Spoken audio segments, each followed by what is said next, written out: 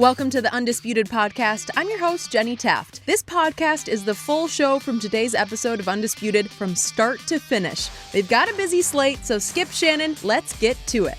Good morning. Welcome to Undisputed. Happy Thursday, Friday Eve. I'm Jenny Taft, Skip Bayless, and Shannon Sharpe. How you guys doing?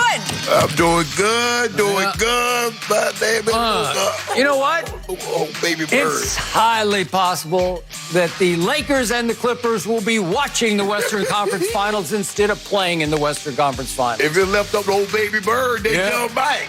Baby bird. Baby bird. Wait, he sat in the nest for half the game. I don't know what he was doing. He already done his damage. He already done his damage. I'm about to do some right now. Okay, we're going to get to the Clippers' loss last night. But first, I want to talk about LeBron, who we will see back in action today. Of course, Blazers, Lakers, Game 2 tips off tonight. Chris Haynes was able to sit down with LeBron and follow up on the Kings' earlier comments about things going on behind the scenes that he didn't want to talk about. LeBron said it wasn't for lack of team chemistry, but said, quote, "It is a little bit more intricate than that. I might tell you when the cameras ain't on." Shannon, what do you make of this quote? I'm not even sure what he means by that quote, Skip, but no one wants to hear it because every person in the bubble is under a unique circumstance. Everybody that's in the bubble is not accustomed in a professional career of playing without fans. So, Skip, no one wants to hear why you guys haven't played well, why you haven't shot the ball well, why you haven't looked like the Lakers that gained the number 1 seed in the West. All they want to hear is what are you going to do to fix the problem? That's it. That's it. Because, Skip, people don't want to hear excuses at this time of the year. Well, I mean, because if you're going to say there's something intricate going on, you're going to have to expand on that. You're going to have to expound on that and let the people know what exactly is going on. Because it doesn't affect the team, right? But it's still operating behind the scenes. Exactly. So people are like, man, what's going on? That's why the Lakers, nah. Skip, you know what? I used to be in the excuse business, but I opened up me a new shop, Club Shay Shay. Yeah, that what used to be excuses. Really? But people kept coming in and they want all different type of excuses, and I couldn't meet their demand, so I closed up shop and I just serve hot L's now. Your Cowboys, look. Cowboys got a private table in there. But Skip. We won 8 games. Okay. We also lost 8. Exactly. I expect the Lakers, I expect LeBron to play better tonight than what they played on Tuesday night. I hope so. I expect them to play better tonight than to get back to playing like they did against the Clippers, like they played against Utah. That's the Lakers I expect to see. I also expect them to hit a few more shots because if they can hit a few more shots, the lane is going to open up someone. The guys are not going to go out there and try and challenge them if they can't make shots. Why? Why would I go out there when you hitting the backside of the backboard and you clinging it off the rim? Anthony Davis is going to have to give us a complete ball game. Skip, we've seen him play great for a quarter. We've seen him play great for a half. But we have yet to see AD put that thing together for the entirety of a ball game. Now, we're going to talk about that. He said his job is to make LeBron James' job easier. Well, he didn't make it easier on Tuesday night. I expect him to play better. But, Skip, I'm going to be honest. Nobody wants to hear that there's something operating in the shadows that may or may not be affecting the Lakers. No one wants to hear that. You're the number 1 seed in the West. You have 2 of the top 5, top 6 players in the NBA. People expect results, winning results, not excuse making. Thank you for being mildly objective about your man, LeBron James. Mildly. I'm going to take it about 3 levels deeper. Okay. Here we go again. This isn't the first time, and I don't think it's going to be the last time. Drama King strikes again. This is vintage playoff LeBron James. This is why, I'm going to say it one more time, it is blasphemy to even begin to compare LeBron to Michael Jordan. This is why it is ludicrous to even begin to make a case that he's better than Michael Jordan, because Michael Jordan would never, ever have done this, especially at playoff time. This is even worse than making an excuse. To me, this is actually planting the seeds of an excuse just in case. If it goes south in the bubble, well, it was the bubble's fault. We had an internal issue. What was it? I'll tell you later. No, tell us now. Right. You brought it up. You brought it up. Yes. You brought it to our attention. We Okay. didn't even know what was going on. Let's be clear about it. Chris Haynes didn't report this, or it wasn't reported by Dave McManaman at ESPN.com. Brian Windhorst. Or Brian Windhorst or any of those great reporters. It wasn't reported. It was volunteered last week by LeBron in a big media session.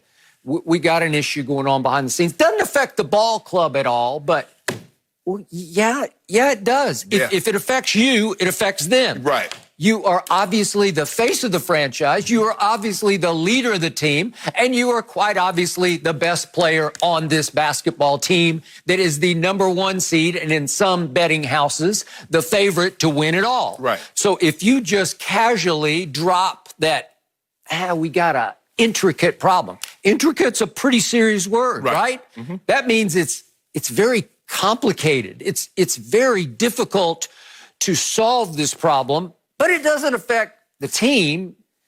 Okay, what is it, LeBron? Why would you even bring it up? Right. I ask you, Shannon Sharpe, what earthly good at this point in the season, with you favored to win a championship, what earthly good does it do to even raise this issue at this point, unless you just want to plant the seed, a big old seed, like a Johnny Appleseed seed of an excuse, a Jack and the Beanstalk excuse that could sprout and grow into this giant beanstalk just in case it goes south and your billions of blind witnesses out there will say, well, he told us so. He warned us it was coming. So obviously whatever was going on behind the scenes affected what was going on in front of the camera. Skip, I honestly believe that this time there will be no excuses made. Either you do or you didn't. Okay, but he's trying. Skip, I don't know what he's trying to do because I don't know what good he possibly think could come of this. Because when you broach a subject, if you're not willing to expand on the subject, people are just looking at you like, huh? Why would you even bring that if you're not going to explain it? Okay, so I drive home the point once again. It's the same point I've made for, let's see, he's played 17 years. 17. I've probably made this the last 12 years on national TV. He is definitely the GOAT of blame deflection, of excuse planting, because it's always something going on where just in case it goes wrong, he can say, well, I have an out. Shannon Sharpe says you're the GOAT.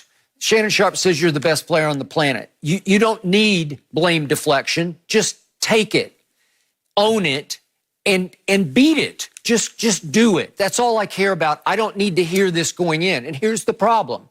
When you're the leader and the tone setter for this franchise, what have the Lakers, that they haven't led the league in any other category but except one, bubble complaints. This team leads the league in bubble complaints. Every time I open up my computer, they're complaining about something else inside the bubble. Right. What did LeBron say just the other day? This is going to be my toughest road to the finals. It's because of the bubble. It's because we're away from our family. Well, obviously, the Lakers aren't the only team playing in the bubble. They're all playing in the bubble. Yes. 22 started in the bubble. And here we go. And so you're all up against it. There's some good things about the bubble: camaraderie, unity, togetherness, AAU feel, college feel. That's all good. But the rest of it, you got to make some sacrifices to go win a championship. But it'll be over before you know it. And you actually have the greatest break of your career, I keep saying, because you did get a break, 5 months off at age 35, end of year 17, having played the third most minutes in the history of this league. You got a big break because your body should be fresh to make this sprint to the finish here at the end of this punctuated regular season. So to me, there's nothing to complain about. Yet Anthony Davis, Danny Green, every time I open up my computer, somebody else is complaining about it's tough in there without any fans. And then Danny Green was talking about how weird it is to have those virtual fans as if they sort of distract you more than they help you. Okay. They must be sitting on top of the basket knocking the ball out because he sure ain't touched that. All right, I got it. And they're all talking about how dark it is around the edges of the court. I got it. It's dark for everybody. Okay, I got it. So the shooting background is very different. Yet this team can't throw it in the lake that's in the middle of their hotels. Well, maybe go to shoot around and get your eyes adjusted. Okay, so thank you for bringing that up. We heard 2 weeks ago that LeBron and Anthony Davis has decided they're above going to shoot around, so they're the only team I've ever heard of. They canceled their own shoot around. The two best players said, we won't go. And I told you yesterday, maybe you need to go today just to change your luck, right? Maybe? Yes. Just to feel like you did something different, where you shot around. Everybody tried shooting threes for about, those things last like half hour, right. maybe 45 minutes. Right. Some people, some of the players stay after practice with the coaches and shoot, shooting coaches, get somebody to rebound for you. Maybe you get up 100 shots. Well, whatever time it is, they need to get there 30, 40 minutes early. Okay. They get up shots before they actually shoot around. And then shoot around and then stay late. So what's weird to me is they're all complaining about how different the shooting background is. They are dead last in all the shooting categories in the bubble after the restart. Yeah. And yet every day I turn on my TV, I see Donovan Mitchell just shooting the lights out. Yeah. I saw the Mavericks last night shoot the lights out on the Clippers. Everything they threw up. Jason Tatum ain't having no problems with it. I think he's not. And it almost seems like guys are actually shooting better. We've seen Austin Rivers score 41 out of nowhere. It almost seems like these arenas, these shooting backgrounds are advantageous for everybody except this team. Right.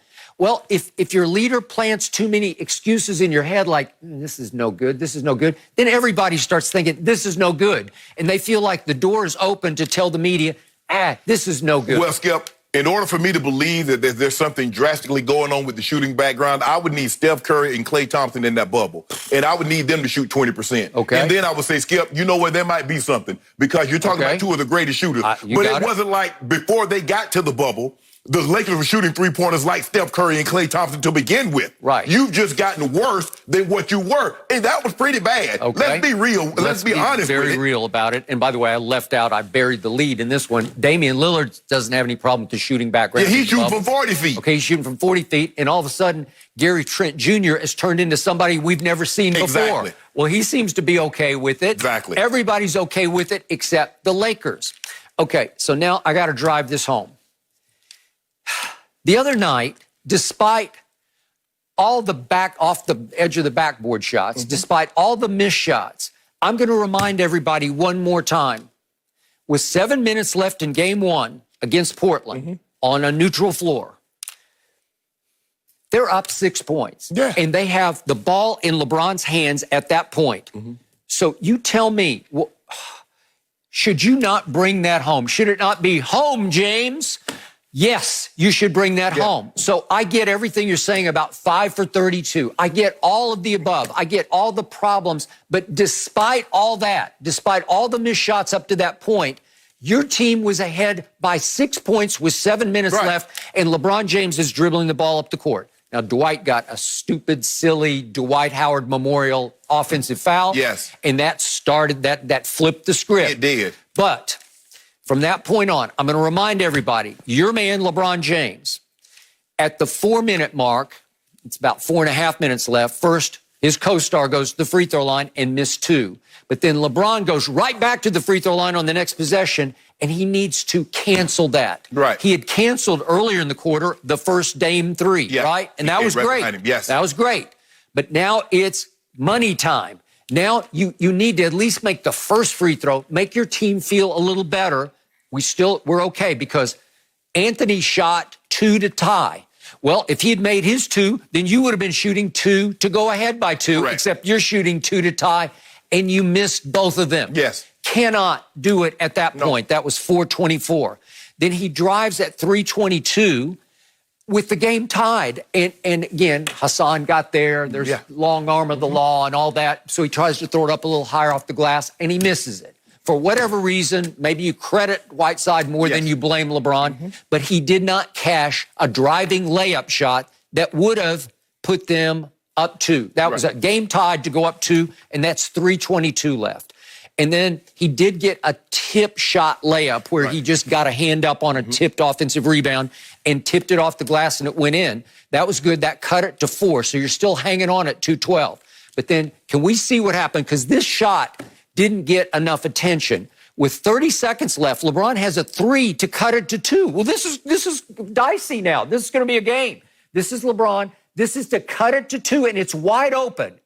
It's wide open, and he missed it wide left. Here we go again. Great pick. Is that Anthony? Yeah, that's AD. Okay. AD hammer shot pick. And LeBron's got a wide open 3. If you make that, it's a 2-point game with 30 seconds left. You got a chance. Well, you just said it wasn't no pressure on him. That's why he made it anyway, because you're down by 5. So it doesn't. No, I'm not even talking about that. I'm just talking about. Okay, but again, that cuts the lead to 2 right there. Yes. So if you get a stop, if you don't foul, I don't know if you get the ball back, maybe you're shooting for the win. Skip, they weren't getting stops. The Blazers went on a 19-6 run. Okay, and that's what ended it. From that 7-minute mark home, it was 19-6 Trailblazers. Well, who deserves the most blame? Well, obviously, what do I call Anthony Davis in the fourth quarter? AD stands for all done. And the other night, he was all done. He did nothing in the fourth quarter. What did he do? 1 of 3? Yep. So he scored 2 points. And he didn't get to the free throw line except the one time, and he missed both of those. Right. And he's been a free throw making machine except when it counts. Okay, does LeBron deserve, should he have sort of welcomed and accepted some blame after the game? Yeah, I owe my team because I should have gotten that one home? Yes, he should have. Both of those got to share equal responsibility. Yes, we want guys to make shots, but these 2 guys have to take ownership of this team. They're only going to go as far as these 2 guys carry them. Yes, you want to have some add-ins, guys make some timely shots, but I'm mainly counting on AD and LeBron to dominate. To dominate. In anything we get outside of them dominating, the Lakers will gladly accept. But there's some intricacies going on behind the scene. Sounds like an excuse. Good. And Thank you. the Lakers are too good. The players that they have, especially at the top, are too good to sow these seeds that there's something going on and there's a reason why they've struggled since they've been in the bubble. I don't want to hear that. Okay. Nobody wants to hear that. All right. And nobody often wants to hear this in playoffs, but I've been covering NBA playoffs since the 70s. And you know and I know how quickly the momentum can swing. Yes. Where you watch game 1 and you say, that team's done. Right. And then that team, see Utah Jazz yesterday, come out after a close game in game 1, a shootout that they lost. They really just upchucked it in overtime. And, Donovan Mitchell, an 8-second violation. He did that. And then he got outshot in overtime badly by Jamal Murray. But last night, look what Utah did. They annihilated Denver, and all of a sudden you're thinking, gee, is maybe Utah the dark horse team to get to the finals this year? Who knows? But you overreact both ways. Right. I am with your gut feeling right now. I expect the Lakers to reassert their dominance tonight because they're better than Portland. You know it, and I know it. Right. But it starts with these 2. It starts with number 1, LeBron, and number 2, all done. He cannot be all done tonight. And if they will come out in the first quarter and impose their superior will on Damian and CJ especially, you got to start with those 2, then you should be off to the races. You should win this game by 10 or 15 points to me. Portland should score 100, but you should score 115 or 20. You should score 120 against this team. It's the worst defensive team in the bubble. Yeah. Okay? With the two of the top 5, 2 of the top 6 players, and you got 30 below what they normally allow in the bubble. That's what you got. I mean, Memphis was getting in the 120s against this team. Yep. Lakers are better than this. And I think the thing is what you have to be careful of, Skip, is that the opposing team sees that there is an opportunity. Yep. And they sense blood in the water. And so now they start like, okay, now we got them. You see this? They're starting to make excuses. Let's go for the kill. I agree. This is a free shot for the Portland Trailblazers. Absolutely. The pressure is all on your guys. But it should be, and it's not like LeBron hadn't had pressure on him before in playoff games. See Game 7 that year, or I should say Game 6 against Boston. Okay. We've seen him bounce back and say, watch this. Well, tonight is a watch this, because if you lose it, I'm not saying you're going to lose the series, but you're going to be in big trouble. You have a daunting task. Yep. You will have a daunting task if you go down 0-2 to this team. And because this team they believe. Skip, in the bubble, what we're seeing in the bubble is that teams that are 1-8, 2-7, you're like, that's an afterthought. But because they're in the bubble, because there is no home field, home court, team actually really believe they got a realistic chance of getting to the final, Skip, and winning. That's what the bubble has allowed teams to do. To believe that they have a realistic chance. Where in years past, Skip, I ain't hear no 8 seed talking about, I ain't hear no 8 seed, no 7 seeds talking about getting to no NBA Finals. But they believe because this is a unique circumstance. Yep. And the Lakers need to be careful now. No mercy. After taking game one, Kawhi and the Clippers had a difficult time with the Mavericks last night. Despite Luka Doncic being limited to 28 minutes due to foul trouble, the Clippers did not lead for even a second last night in a 127-114 loss. Kawhi had 35 points, but it was paired with a poor 4 of 17 shooting night from Paul George. And after the game, Luka said analysts should be saying the Mavericks have a shot to win the series, especially now that the series is tied at a game apiece. Shannon, what was your biggest takeaway? Might have should have been up 2-0. Had old Kane Fitzgerald not raised his head and had his thumbprint on the game, Skip Bayless, because you saw what they were doing with when Porzingis was in the game. But I want to know, when did the Mavericks get a conga line going to the basket? Now, Skip Bayless keep telling me, and all these basketball people that know way more about basketball than I do, I'm just a beginner, but I'm trying to get my feet wet. The two best wing defenders in all of basketball since Scottie Pippen and Michael Jordan are Kawhi Leonard and Paul George. Yep. I want to know why they can't stop that conga line that the Mavericks have now, over the last 2 games, going to the basket. Now, when Jason Tatum and Smart was lighting Kawhi and Paul George up, when these guys, it don't matter. Kawhi just saving himself to the playoffs. Well, it's the playoffs now. What's going on? Why can't Opie pooping on them? They can't keep Opie from the hoop. What's going on, Skip? Who's Opie? You know who Luka. My guy, Opie? Yeah, look. Now he's Opie? Baby Bird. He went from Larry Bird to Opie? I call him Baby. He got a bunch of names. Yeah, well, he's no Baby Bird. Yo, he Baby Bird. He can't shoot Skip, a lick. Hold on, wait a minute. What Patrick Beverly falling on the sideline? What Paul George? Where's that at, Skip? Skip, you don't like front runners. It's called pulled cat. No. You don't like front runners. Skip Bayless say he hate a front runner. That one on LeBron James, your guy, Shannon, your guy, LaFraud James. No. You don't like front runners. I've never used LaFraud. Yeah, you do. You call him all kind of names. You be different. I'll use that. I'll borrow that. Thank you. You gonna call him the champion? Yeah. After this year, that's what you gonna call him. Phony goat. Whatever you want to call it. Yeah. Skip. For whatever reason, the Clippers haven't been able to solve what the Mavericks are doing. The Mavericks are operating at a higher clip now than they did in the regular season, and you mentioned this. They had a historic clip offensively. Skip, I've never seen anything like this. Historic. They say they're the #1 rated offense in the history of the NBA. Yes, they were. They had a 116. They were 120 before the injection. They were 119. So they were 3 points better than the historic pace that they had set this year. So they're even better against a team that pride themselves on defense. But let me guess, Patrick Beverly wasn't there, so their whole team isn't complete. Right? Is that the excuse you're going to use? Because is it my turn? No, it's not your turn just yet. I'm just having a good old time. I thought they was in the HOV lane. Just cruising. Doc's son-in-law. Yeah. Let me get some of that, Luka. Wow, he going. Tim Hardaway Jr. Let me get some of that. Finney Smith. Everybody just off the dribble. Going to the hoop. I'm like, what is this? And I've been telling you, that guy right there, he's not the same. He's not the same defender. Because Luka making him look real bad, Skip Bayless. Just imagine, Luka played 28 minutes. He had 22, 6, and 7 at the half. Imagine if he played his normal minutes in the second half. What his stat line gonna look like? He's about to make, yesterday we win. He about to make Monday's stat line look like fettuccine. Yeah. He about to drop 50 on the 2 best wing defenders in all of basketball. And I need to know why. My turn? One more thing before I let you go. The thing that surprised me the most was how well the Mavs bench played, especially with Luka missing so much time. Skip, I was like, man, the Clippers about to make this run now. Sweet Lou seemed to have gotten it going. Trez was running. He didn't make a whole bunch of his free throws, but he was getting to the foul line.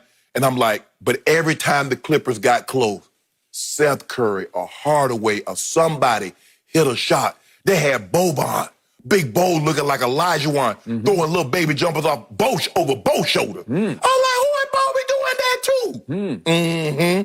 What's going on, Skip? They should have gotten Keanu Reeves to guard him. Put a little John Wick 3 on him. He wouldn't have lasted long with Keanu. He tried. Okay, my turn. First of all, this is no excuse. What did I tell you last week? Patrick Beverley is the third most important player on the Clippers. Last night, he would have been the second most important player because number two, not that number two, but the second most used 13. to be Paul George 13, PG 13. Last night, he turned back into George Paul. George Paul showed up last night, and it was a long and ugly night. What did he go last night? He went 4 of 17 and 2 of 10 from 3. It was a rough night. Okay. He's in foul trouble, though, so he couldn't get a rhythm. Give him that. Patrick Beverley is the tone setter for this team. He did it in game 1. He attacked Luka right out of the blocks in game 1. And what happened to Luka in the first 5 minutes of that game 1? Yeah, he turned it over. He got destroyed. Would you tell me 5 turnovers in 5 minutes? Yeah, the first 3 minutes. Okay. It was an annihilation led by the little pit bull getting all up into Luka, and he wasn't ready for the RPM of the playoffs and the way they attacked him. The primary defender on Luka has been Marcus Morris, not that guy. Maybe more and more. When Luka came back in at the 4:24 mark at the end of the game, he took him and did a nice job on him late because I think they are saving him for the crucial moments. He will take him when it really matters, and he will cause him more problems than Marcus Morris. Why they don't decide to trap and try to get the ball out of Luka's hands, I don't know. They're too proud because they think they're too great on defense, so we don't stoop to double somebody. You noticed that too? Yeah. I mean, the game was seemingly getting out of hand, 18 points, and Doc don't call a timeout like he coaching the dream team. Oh, them guys will figure it out. Okay. It look good. Okay. They fell behind 15-2 out of the chute. Right. The other night, they went up 18-2 to start the game. So this was the flip side. Right. This is, we're too cool for this school. We're just not going to show up tonight. We'll just kind of roll the ball out there, and the Mavericks will say, you guys are too good. You're stifling on defense. We can't handle it. You're too physical. You're too tough-minded. Right. We give up. Right. They didn't give up. They took a 15-2 lead, and they basically never relinquished. Well, you remember, and then the Clippers, Skip, they went on their run, and then the Mavs went on another run. Okay. When did the Mavs really go on their run? Here's the shame of last night. Luka left the game at 6:03 of the third quarter. And this wasn't just foul trouble. He was just going to rest. But he kept resting, and they kept scoring. And it was a 3-point game when he went out. And all of a sudden, the Mavericks go crazy, led by not Seth Curry, Seth Curry, not Steph. Yeah, but all of a sudden, Seth started looking like Steph last night, like his big brother. Yep. He started making shot after shot. Could we see that one Seth Curry shot? This was near the end of the game. This was like the ultimate dagger. But this is a step back that's just nasty. It's just like, okay, that's too good. Like, you're into it. Look at this. Whoops, a little behind the back. And They take that, big brother. Guess who? Take that, big brother. That was on that guy. And when he made that shot, I said, okay, that's the end of that deal because that's just too good. Okay. The backups led the charge with old Luka just sitting over there grinning on the bench. Exactly. Resting and grinning and resting and grinning. So he stays out of the game from 6:03 the third all the way down to 4:26 remaining in the game. So he stays out more than a quarter. Yes. And they are killing the Clippers through the whole run. Boban, to your point, everybody is making shots. Just making shots right and left. If you look at the bench scoring for this team, it's absurd. They get, Trey Burke goes 7 of 11, Seth goes 6 of 9, Boban goes 6 of 8. Well, that's just destruction. You're going to lose the game if those guys do that to you because you're not guarding any of them because you think, oh, they're just the backups. We can rest. Yeah, I get, guys, but Skip, they laying the ball up. I mean, they taking the ball in one hit. Trey Burks, and I'm looking at Seth Curry. They got the ball like old Zeke. Skip, Zeke used to have the ball high and kiss it off the glass so you couldn't block it. They doing that to that team. And that team prides themselves on defense. They do. Doc is a physically minded, tough-minded head coach. He prides himself on defense. And they're going around those guys. And I'm not just talking about Lou Wills because we know Lou is a little challenged defensively, but he'll light you up on the other end. They're going around anybody that's in front of them. I don't know what the game plan is, but Rick Carlisle said we can put the ball on the floor and get to the rim because everybody other than Boban is putting the ball on the floor and getting to the rim, Skip. Every last one of them, Porzingis, Kleber, Burke, Curry, it doesn't matter. Finney-Smith, it does not matter. Because of the lack of desire on the Clippers' part. Okay. Defense is about desire. Yes. You either You want to play it on a given night or you don't want to play it. They are the two best wing defenders when they want to be. Oh, they Last want to be. night, they did not want to be. So what about Monday night?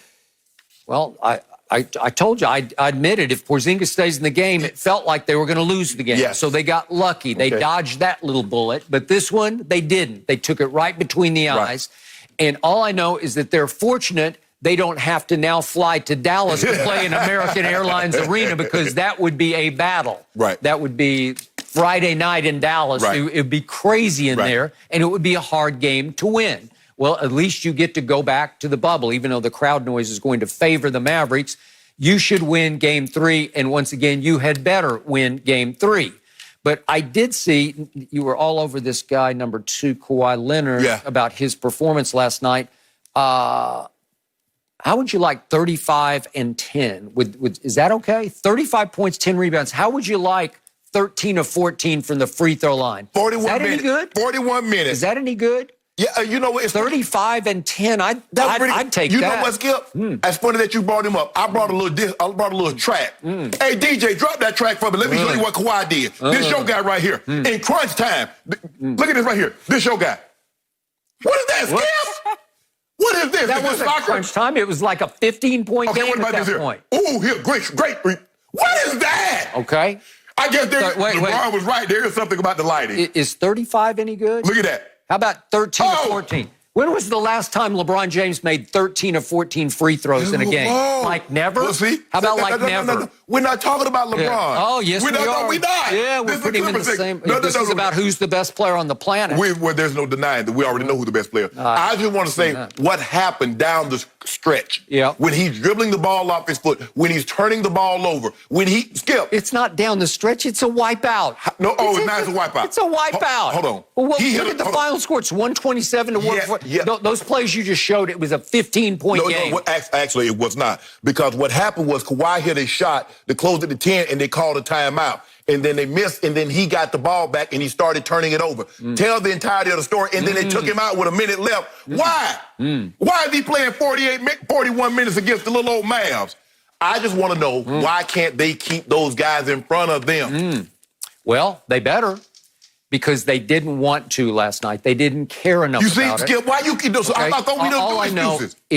If George Paul hadn't been George Paul last night, again, do you realize how bad it is to shoot 4 of 17 and 2 of 10? And speaking of drop that track, did you see, this was the end of the game. This was a 3-point game in the third quarter.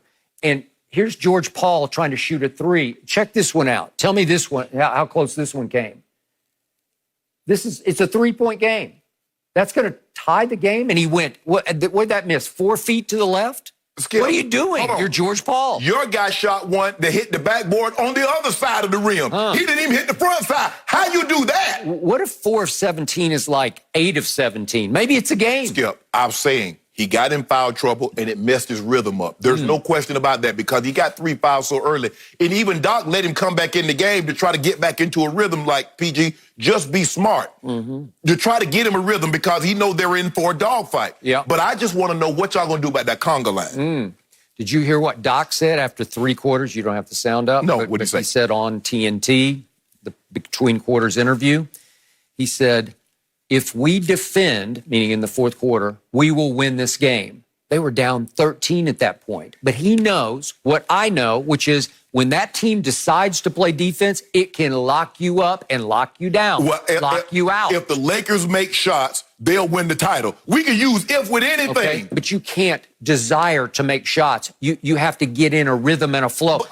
Defense is all about your heart. I thought, hold on. You told me that Kawhi was resting. You told me all these guys was resting for the playoffs. Now it's the playoffs and you find another excuse. Why is the desire not there? I just need to know, why isn't the desire there? Patrick Beverley sets the tone of this team on defense as well as on offense. He set the tone so well, Luka had 42, 9, and 6. That's what Luka had on Monday. But somehow you won't be convinced. Oh, wait a minute. Whoa. I told you yesterday, you guys miss Rondo. My team misses Patrick Beverley. Wait a minute. It's as simple as that. Wait a minute. I know you're not telling me, and people telling me, if Kawhi Leonard were to win a title, he would be a top 5 player, and you're pinning your hopes on a guy, and Kawhi's legacy is tied to a guy that's played on overseas, and a guy that's a niche guy that's carved out a night. A guy who's made 2 first-team all-defenses in this league? Yikes. That's pretty great for a little 6'1" guy. Whoa! Remember the play that ended the Christmas Day Clippers-Lakers game? Do you remember what happened? 6'1" Patrick Beverley was on 6'9" LeBron James and knocked the ball up out of his hands, threw his hands back over his head and out of bounds on a 3 to tie the game, ball game. That's Patrick Beverley. You do realize we're in a different place from Christmas to now. There's a lot of things that are That's happening. who that guy is. Skip, when is he going to play? I don't know. He tried. You know what this is? What I'm doing right here? When are you going to play? When are you going to play more than a game? I want to see that falling all on the... I want to see what you got. You got your mask on.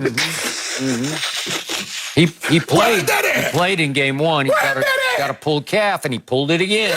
But he played in game 1, and what did he do? He just tore up. He made Baby Bird look like a baby. Skip, hold on. You talk about... You up here hyping 35 and 10, and a man in his first playoff game. And you talking about all the Pantheon greats, none of them ever did what he did against Paul George, Kawhi Leonard, Reggie, Pat Bev, and Marcus Morris. That's what that guy did. And you up here talking about Patrick Beverley did what? Tore him apart. Ooh, I hated to see if he didn't tear him apart. He'd about to have 70.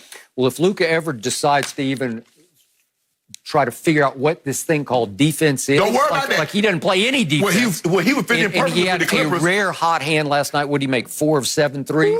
He's one of the worst three-point shooters. He's a 31% three-point shooter. He happened to have a hot hand. He's not very good from the free throw line. He's one of the worst in the league. He made 8 of 12 last night. For him, that was spectacular. So he had a hot night. They had a hot night, and things changed quickly. All I know, you keep on talking about his defense and what he lacks defensively.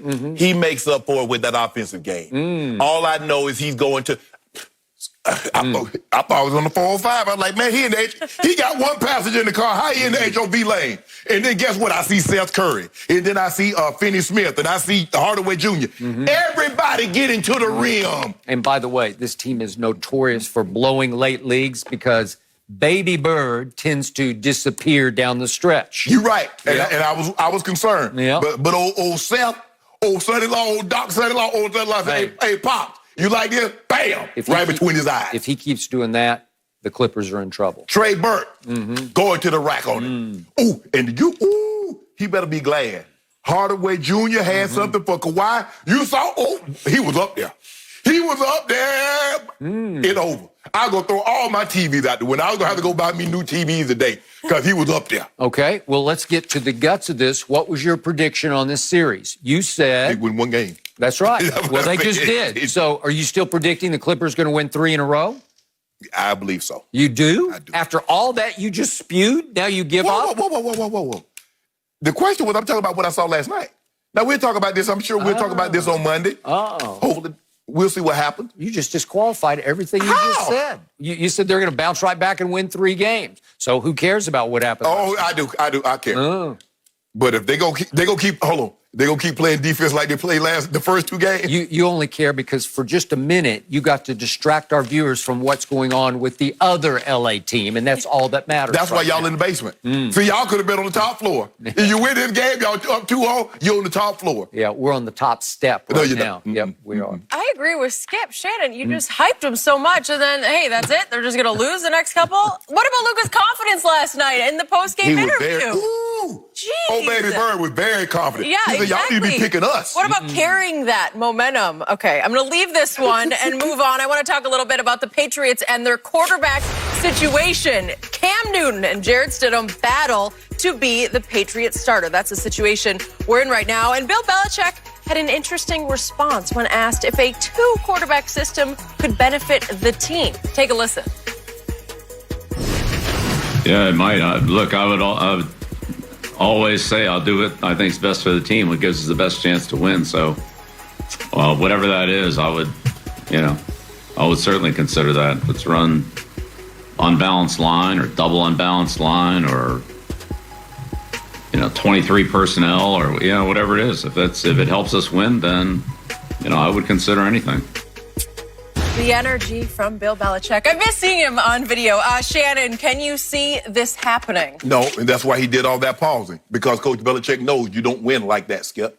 They say if you have two quarterbacks, how many do you have, Skip? 0. So in other words, Coach Belichick, what he told me by his statement says, look, I'm going to put this, the job is available, and somebody's going to have to show me something in practice, because there will be no preseason games for us to get an even further evaluation. So I have to base, I'm on all my years of experience of being a head coach, a coordinator, of running teams. I'm going to have to base all that experience on who I believe should get the opening day start. But Coach Belichick knows. Skip, you remember the Cowboys. The Cowboys tried that with Roger Staubach and Craig Morton. But they're alternating plays. Yes. They're actually, he's sending the play in with Morton and then Staubach. They're just coming back and forth. Dan Reeves did the exact same thing in 1992 with Sean Moore and Tommy Maddox. And by the way, for the Cowboys, it was a disaster. Go ahead. Yes. And for the Denver Broncos in 92, it was a disaster. All right. No, it does not work. Skip, that's not a position that you could alternate. Okay, you got this series. Okay, I've seen that with offensive linemen. I've seen that with defensive linemen and corners or things of that nature. But I've never seen it work successfully with a quarterback. And they've never done it. When Drew Bledsoe was the quarterback, he was the quarterback. Drew got hurt. Tom took over. He ain't looked back. Matt Castle come in when Tom Brady got hurt. He didn't alternate. When Tom was suspended those first 4 games, Jimmy G was the quarterback. He didn't run, okay, Jimmy G, you got this. Okay, Jacoby, it's up your turn. When Jimmy G got hurt, Jacoby Brissett came in. Yep. That's how they operated it. That's how Coach Belichick would like to operate it, and I believe that's how he will operate it. But until someone shows him that they're the clear-cut number one and deserves this job, he's going to like, well, I'll do whatever it takes to win. We know coaches will do whatever it takes to win. Yes, we know they'll generally play the best guy for the job. But for Coach Belichick to say, yeah, I'll run a 2-quarterback system, no, he won't, because he knows it's not going to work. He's been around the game of football long enough to know that won't work. I disagree. I told you the first day Cam signed, I believe that Belichick was angling toward a Cam package of plays. I believe because he stole him for what's like 1.1 million base with some incentives, but the base is 1.1 million, which is just a shame that Cam Newton could go from MVP 5 years ago to having to sort of crawl for $1 million to go up to Foxborough. Right. It happened, but Jared Stidham is the apple of Belichick's eye because that's his diamond in the rough that he picked in the 4th round. Right. So that's his next Tom Brady. He loves Stid, as he's called him publicly. Never heard him call a quarterback a nickname. Certainly, no, he never said Tommy for Tom. He just said Tom. So I believe he wants to start Jared Stidham. But I believe he knows exactly, because he said so, how difficult it is to prepare for Cam Newton. It's double difficult to prepare for him if you have to prepare for both quarterbacks every week. If there's a package of plays, I don't know how many it would be, 12, maybe 15 plays. He'll become Taysom Hill. He'll become what I believe Jalen Hurts will be to Philadelphia. Package of plays suited, obviously designed, tailored just to what Cam does best. Some called runs, some rollouts, and some drop back passes, some deep balls. And that will be the Cam package that he'll just throw in on gut feelings at different times in the game just to change the complete pace of the game. So in other words, you're trying to say Cam Newton is going to be a 2.0 version of Taysom Hill. Yep. A much better Taysom Hill. Taysom Hill's pretty good, but Cam will be, Cam's obviously a decorated quarterback in this game. Skip, this is what we know. Jenny, here's some relationship advice. The marriage very seldomly works when the person you got out of the relationship with, you get into the relationship with the person that you had the relationship with outside with. So in other words, Stidham. Say that again. So in other words, if I'm married and you start to have an affair, barely will that relationship work. If that becomes the relationship. Yes. Okay. So the Stead situation. Okay. And when you look at all the other situations, it ain't gonna work, Skip, because it's not gonna work. I believe Cam will win the job. I'm not saying opening day, but I do believe Cam will win this job. Skip, it can't work. It can't. Okay. The only reason Belichick could get away with this is because Cam had to, so to speak, crawl to him. Yes. Okay. Yes. So Cam can't make waves that he should make if this happens because he's on borrowed time already. Nobody wanted him. But the thing with Coach Belichick can make anything work because he has 6 titles. That's how it works. Coach Belichick believe he's beyond reproach. But when you win as much as they've won, you have the level of success. How do you question him? He inserted a sixth-round draft pick at the quarterback position for a guy that had just got a $100 million contract a year earlier. Yep. So he goes he's without reproach. So you don't really question. You see some of the things he's done as far as the offensively and unbalanced line and having an eligible receiver ineligible and an ineligible receiver being eligible and throwing passes. So we know what Coach Belichick is capable of. But my experience in seeing that a guy, okay, you end up with Cam having 4 series and Jarrett Stidham having 7 series. Yep. I don't see a situation like that working, Skip. Okay. I really don't. So what is also a big advantage, Belichick? Jared Stidham can't make waves if this because Cam can't either. Okay, well, I'm saying they're both like, we're just happy to be here. Jared Stidham would get to try to replace Tom Brady as the starting quarterback. It's Skip. To put it in terms, we're in the middle of a pandemic. You lose your job and you go get another job. And it might not be the salary that you want. But, Skip, you can't go make waves because, remember, the previous job that you had, it went away. How does Cam make waves when the previous job that he had, we was making $20 million, it went away? So how do you make waves? You're employed, gainfully employed, and you're getting benefits. I got it. So keep your mouth shut and go play and show them, like, look, y'all got to steal, but it's going to cost you. It's going to cost you a little more next year. Yep. And that's the way he has to approach it. I mean, he's in no position. The man, this is beneath. Man, I'm an MVP. I'm a rookie of the year. I'm a Pro Bowl quarter. This is beyond you. How? Okay. So this will not be his call, and it will not be his place to complain. And Jared Stidham is going to make $675,000 this coming year. And even if you do complain, they don't care. Aaron Rodgers is complaining, making $35 million. Guess what they did, Skip? They took a quarterback in the first round because they don't care. All right. So Belichick, as a defensive coordinator, knows how tormented he would be if he were going to face a team with a Cam Newton and a Jared Stidham, because you would have to prepare the whole week for both of them, right? Right. You would have to split your defensive reps. So you probably go into the game feeling like, we didn't really get finished with both of them. We had to split it up so much that we kind of didn't do that one correctly and that one correctly. It'd be advantage Patriots. And you look at the guys that give Coach Belichick problems. It's guys that can throw and can run. Cam Newton has beaten, I believe, Coach Belichick twice. Yep. Lamar Jackson made him look ridiculous. He did. So guys that can throw it and run it, I'm talking about run it. Obviously, Aaron Rodgers has legs, but he didn't have legs like Cam. He doesn't have legs like Lamar Jackson. So, but for me, Skip, I believe Coach Belichick wants someone. And I believe had Cam just July 8th. Wow, that's a lot of catching up to do. Because remember, Skip, they say the quarterback, Gabbert, said, this should be May 15th. This should be installed day 1. And here we are in August, who went for day 1 install. And we're getting ready to play in 20-plus days. Okay, another reason Cam will be Taysom Hill, because all he'll have to learn are his Cam package plays as opposed to the whole playbook for the whole game. Well, Jared Stidham might know the whole playbook, but if he can't operate it effectively, what good is that knowing? Well, at least he's been there for a year where he sort of absorbed it. Well, your guy was there. You remember what happened when Coach Belichick put him in the game? And then what happened? Your guy had to come back in the game. So, I don't know if... All I know for sure about New England is my guy's gone. Oh, your guy's gone. Your guys are in trouble. That's all I know is my guy's going to probably... we got 5 cases on this. Yep. But only if Cam starts. Only if Cam starts? That's not the bet I made. I don't recall that at all. Skip, somebody is trying to revise history. You should say, you know what, Shannon? I kind of feel bad because, your situation, Cam got signed late. Brady went to a great situation. You know what? If you want to, I'll let you out. You know what, Shannon? I don't care at all about any of that. You have me confused with someone who cares about any of the above. Clearly, winning is the only thing that matters to you. Yes. And you're willing to take 5 cases off me on an unfavorable situation that I got myself into. Yep. It's your fault, not mine. I didn't know 10 guys were going to opt out. Okay. Yeah. You should have anticipated that.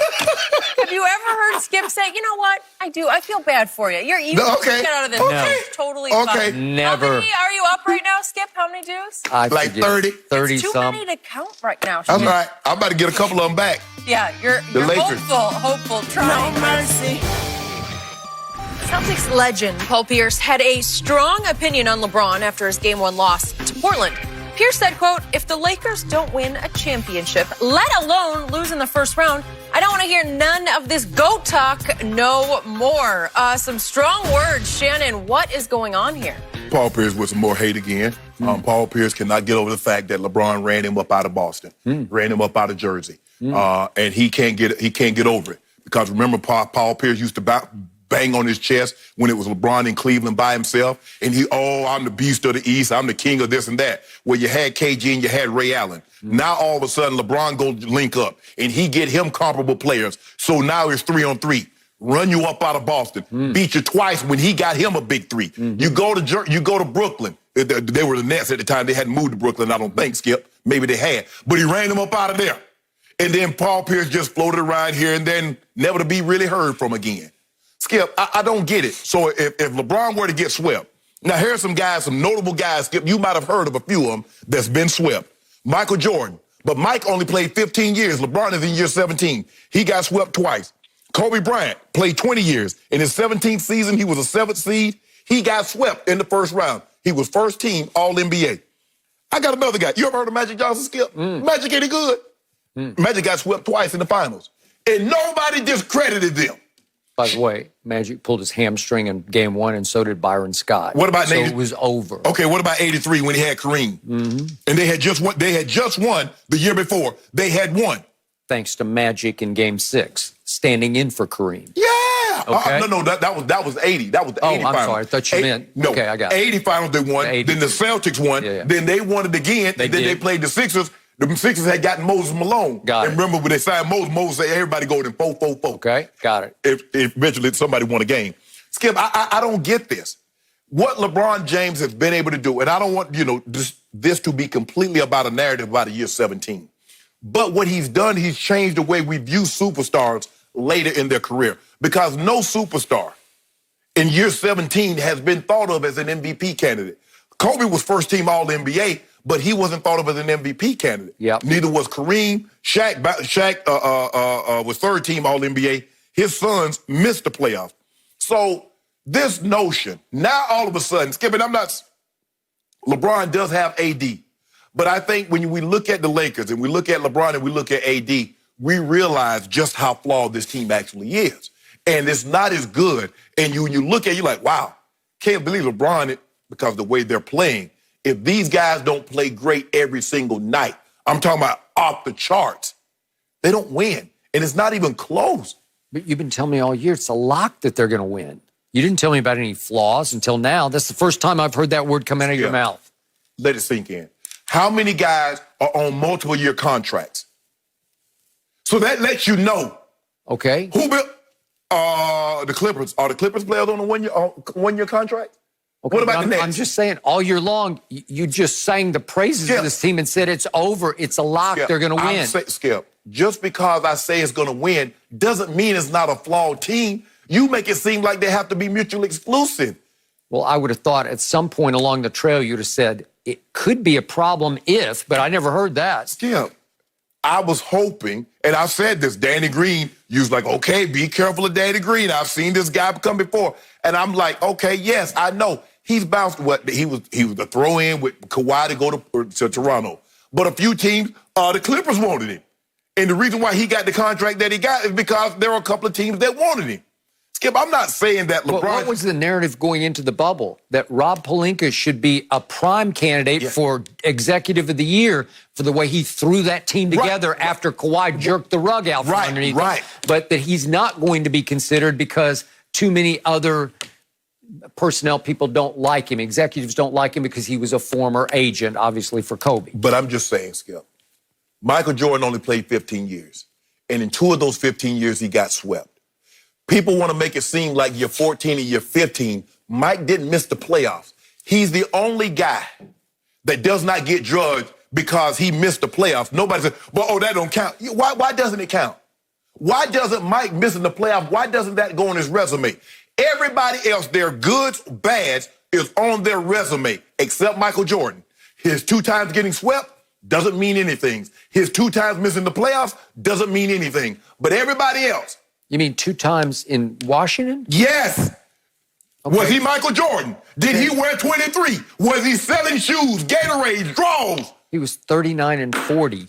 See? There we go. Well, he was. He took 3 years off to honor his coach who got run out of town. But I thought you didn't like excuses, and you just gave an excuse. That's not an excuse. Yes, it is. 3 years off late in your career? His career ended with that shot and holding the pose at Utah. No, it did not. Well, it did. It should have. No, say it should have ended with that shot. I know, but it was like a ceremonial appearance. He just wanted to come back and play. Hold on. So let me ask you a question. Do the points that he accumulated, does that go towards his total? Because ceremonial, it doesn't go to your totals. His rebounds, his assists, his block shots. Does that go? The only stat I care about ended in Chicago. It's 6-0 with 6 MVPs. Period. End of story. So hold up. No, nobody holds the last 2 years against him. Why not? Which were 4 and 5 years away from his last championship. I'm just trying to, one more thing before I let you go, Skip. So if Michael Jordan plays 15 years and he wins 6 titles, what the hell happened to those other 9 years? Did they not play NBA Finals? Well, which ones are you talking about? I'm talking about Michael Jordan. Okay. He should have had 9 in a row. Hold on. Okay.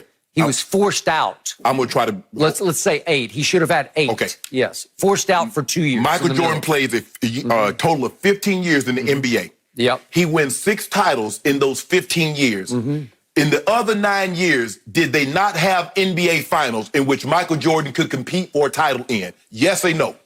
He ran into one of the greatest teams ever, the greatest Boston Celtics team ever, led by your favorite player as you were growing up, named Larry Joe Bird.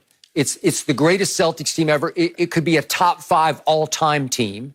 And then he ran into what many people thought was the greatest defense, at least the deepest defensive team in the history of the league, the Bad Boy Pistons. So I can take in an era in which you could play football, basketball. So I take that from your meandering is that they did have meander. They had I nailed them both. They had NBA Finals in the 9 years in which Michael Jordan didn't win. He just didn't win. Is that what you're telling me? Thank you. No further questions, Your Honor. Okay. Your Honor, it is my turn, and I call to the witness stand Paul Pierce because I loved what he said. Of course you do. Paul Pierce doesn't like LeBron because he never respected LeBron because they were arch rivals and they guarded each other in those first 2 big meetings in Boston while LeBron was in his first go-round in Cleveland. Right. It was those 2 mano a mano, nose to nose for 2 conference semifinals in 2008 and 2010. So, Your Honor, I ask you, what happened in 2008? Now, the Celtics are a good team. To your point, they're on their way to winning a championship, but LeBron James has emerged as the best player on the planet. Yes. So it goes 7 games. Yes. And game 7 is at Boston. Right. But LeBron has always played not just pretty well. He's played great in Boston, and he put up big numbers that day, guarded by Paul Pierce, and he is also guarding Paul on the other end. Yes. LeBron scored 45 in game 7 at Boston. That'll work. 45, 5, and 6. Paul scored 41, 4 and 5, but still 45 to 41. So he outscored him by 4. It's a shootout. But with 2 minutes left, LeBron is down only 1 point. So now it's LeBron time. It's show me time. It's one of the first times that I sat back and said, he really came up small in the clutch. That's when I started to wonder on national TV, does LeBron have the clutch gene? Because I'm not sure about it, because down the stretch of that game, Paul saw it because he was guarding him. 1:41 left. LeBron missed a 3 to put them ahead. Then they're down 3 with 26 seconds left, and he misses a 5-footer to cut it to 1. Then they're down 5, and he goes to the free throw line and misses the first one with 11 seconds left. We've seen that regularly through his career. Paul Pierce goes back to the other end and nails 2 free throws to basically clinch it. But then with 6 seconds left, LeBron has a 3 to cut it back to 2 and make it that last-ditch, free throw game. And he missed another 3. So down the stretch in the last 2 minutes, LeBron was 0 for 3 from the field and 1 for 2 from the free throw line. He came up small. Paul Pierce knew it, and Paul Pierce didn't respect it. So, okay, before you go any further, can you tell the people also who he have on his team? Okay, he had defensive player of the year, KG, and he had arguably a top 3 shooting guard at the time in Ray Allen. Did LeBron James have any of that? Larry Bird, Kevin McHale, Robert Parrish, Danny Ainge, Dennis Johnson. Yes. Can I go on? Yes. Okay. That's what the GOAT was up against as a baby GOAT. But LeBron didn't get swept. Yeah. Your guy got swept. All right. Okay. So let's go to 2010, the more infamous conference semifinal. LeBron has, I thought it was maybe the second greatest game of his career is Game 3 at Boston on a Friday night. I was sitting in my apartment in New York, just mesmerized by it. He goes 38, 8, and 7 and destroyed the Celtics. They won by 29 points, Game 3 at Boston. They're up 2-1. And you know what happened, Game 4, 5, and 6. They lose by 10, 32, and 9. LeBron put up decent numbers, not shocking numbers, but decent. But what did his owner soon accuse him of doing? His owner, Dan Gilbert, said he quit in games. Well, he did. He said it publicly. So the owner accused LeBron James of quitting in games 4, 5, and 6. So now we're taking accusations as truth. Okay. And what did a member of LeBron's inner circle? I don't know. I didn't.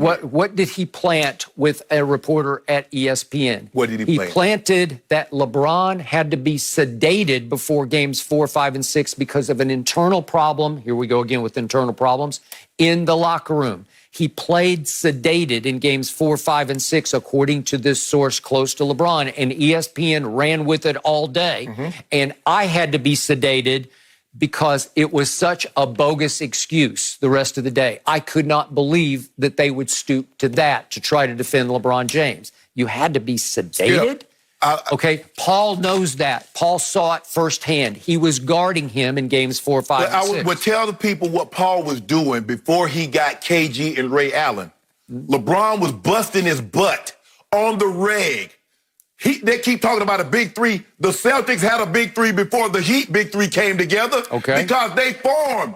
KG came to Boston. Ray Allen came to Boston from Milwaukee. Let's not forget that. Okay. Y'all make it seem like Paul Pierce won this by himself. He did not. Okay. He was called the truth for a reason. He could really score. LeBron made him into a liar before he got KG, before he got Ray Allen. So then you say he ran his butt off the... Ran him off. 2011 was the first time that happened. Paul was in his 12th year. And remember, he did not stay physically fit. What they got to do with LeBron? He looked like he had a piano on his back. Well, he always looked slow. Hell, he looked like that in year 2. 2012, he's 34. That's his 13th year. It happened again. Then 2014 was the last time, Brooklyn. Yeah. And that was his 16th year. So I think he was pretty much way over the hill. Do you remember what he said in Brooklyn? He want LeBron. I've had the most success against LeBron. I want him. LeBron dropped 49 on him. And we've never seen or heard from Paul Pierce in the light that we used to hear from him in Boston ever again. And what he got upset about is Draymond shamed him. And the microphone picked it up. They ain't giving you no going away party. They don't love you like they love that Kobe. Is true. And he never got over that. And he hold that against LeBron. Take that up with Draymond. What was that? Paul's 18th year? Ain't got nothing to do with it. And so, Doc just carried him for one more year just out of... Just cause he's to honor him? Yeah. Yes. But hold on, Skip. Wait a minute. So in other words, what you're telling me, in year 12, Paul Pierce was done, as opposed to LeBron James still going strong in year 17. I would agree with that. You know what, Skip Bayless, like you tell me, a lot of times when these guys, because every time someone says something about Tom Brady, there's some jealousy. Are you telling me there might be a hint or a smidge or a big old helping of jealousy going on with Paul Pierce and Goat James? Maybe some, except he saw up close and personal in 2008 and 2010 just how weak-minded LeBron can be under fire. Okay, what about it when he came? You remember when he came back in Boston? And 2012, with his hands on his knees? Yep. And he died in the garden. And Paul Pierce had him. Okay. You told me that was LeBron James' greatest performance to date. Game 6. Yes. I'll give you that. Is that weak-minded? And then he got him back. Because Paul Pierce says it's over. We're not coming back to Miami running his mouth. Running them dentures. Yep. And what happened? They went back to Miami, and in Game 7, what LeBron do to him again? Never to be heard from again. So you know what? Started chasing. He want LeBron. He's like, you know what? Me, KG, they joined up with Joe Johnson and Darren Williams and Jason Terry. They go up to Brooklyn. Yep. LeBron said all you did was change location. You still the same guys that I busted up last year. And he busted them up again. And then KG went his separate ways. Paul Pierce went his separate ways. And now here we are. And my guy's still going strong. Paul Pierce has seen LeBron at his worst, bust himself up. He's seen what happens under the most pressure as he was trying to figure out how to win without Dwayne Wade and Chris Bosh. Well, I sure would love to see what Paul Pierce would have done without KG and Ray Allen. What was he doing in Boston? Because before KG and Ray Allen came, I didn't even hear Paul Pierce's name. He was scoring a bunch of points. I heard his name a lot. Scored a bunch of points. He was the truth. Driving fast, going nowhere, my grandma used to say. Yep. Huh? Well, Talking lies, saying nothing. Well, he was talking loud. Now, my guy, in year 17, about to be a 13-time first-team All-NBA. He already got the record at 12. So now he about to do it again. Sedated and quit. That's all Paul remembers. And he's not going to accept anything that LeBron does, and he will be the first to pounce on the slightest little weakness that he sees Whether you in accept it or not, it does not change the fact it is what it is. It's there. And it comes off as petty. It comes off as bitterness. Comes off as sour. Comes off as utterly ridiculous. Well, what I couldn't believe is that Paul Pierce said this will disqualify him from the GOAT discussion. He was disqualified a long time ago. No, he ain't. He was disqualified in 2011 when he melted down all time in the finals against Dallas. Well, your guy got to be out of it because them 2 years in Washington happened. 2 years in Washington happened. Yeah, 38. Hold on. It's just like the old fighters. If you go out there, I'm sorry. I'm sorry, Joe Louis. I'm sorry, Ray Robinson. I'm sorry. If you go out there and fight in your later years and get your head tore off, that's on your resume. No mercy. LeBron and the Lakers find themselves down early in their series against the Blazers after dropping Game 1. LA has been the worst three-point shooting team in the bubble by far since the restart, and that trend continued Game 1 when they shot only 15% from deep. Fox Sports NBA analyst Chris Broussard joining us now, so obviously they gotta be better from three. But Chris, what do you expect from the Lakers tonight? Well, I certainly expect a win. I wouldn't call it a must-win because LeBron's been down 2-0 before.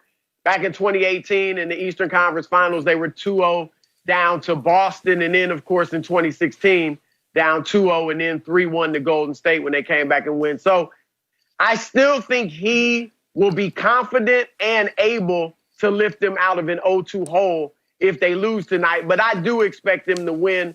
I don't expect them to win in a blowout, though. I think this is going to be a close game. I don't know about buzzer beater type stuff, but I think it'll be close within a few points. And so I think the Lakers will have to put up a good number of points because the thing about the Game 1 was that Portland didn't shoot well.